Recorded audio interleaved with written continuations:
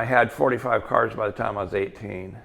And my dad, the state was pushing my dad wanting to get a dealer's license. So after that happened, I slowed down a little bit, and I'd buy one, usually from maybe somebody on his mail route, because he was the mail carrier here.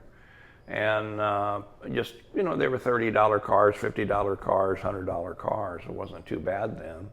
And I don't know why he allowed me to do, but at 15, when I got my learner's permit, I was driving with a bunch of guys down to Huntington Beach surfing all the time.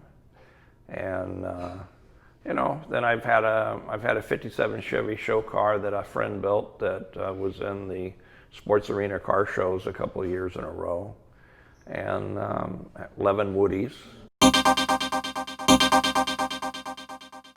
We cruised. We were lucky. We had Dolores's drive-in, the Clock drive-in. Then it went to A&W, Foster Freeze. So every day after school in the evenings, usually they were hangouts for the car guys and stuff like that. And then we were into street racing. And a lot of the guys used Culver Boulevard down towards the marina before all the freeways were in and everything. And we used to use Bentley from Washington Place to Venice Boulevard.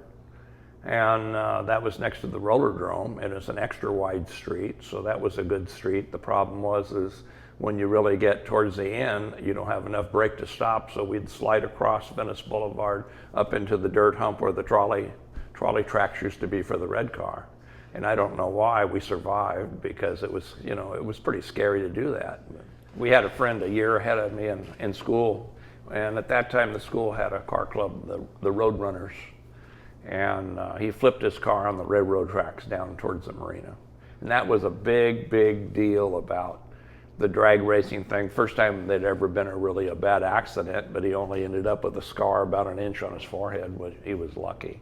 But not only Culver Boulevard, George Barris, when he was the sponsor of the Culver City shows, his logo always said where hot rodding started. They would hang out at Piccadilly's, which was a drive-in at the corner of Sepulveda and Washington Place, and they would take off from there and race. And they would race towards the beach. And I don't know if they had it measured off for a quarter mile or not, but I mean, they even brought dragsters down for a cruise night, and they would take and race them then. And that was probably in the 40s, after World War II. Well, like the Screwdrivers, which the plaque is over here, they were a club right after World War II started. And they had people like Craig Breedlove, who did Land Speed Records. They had Vern Larson that owned Culver Motor Clinic, and now it's called Larson's, and his grandson is running it. And they had one guy, they call him Shaky because he went to Venice High School, and when he did the Iron Cross and gym, he would shake. So he got the name Shaky, but he drag raced Miller boats, because we had the Miller family, pretty close here, that was building custom boats and stuff like that.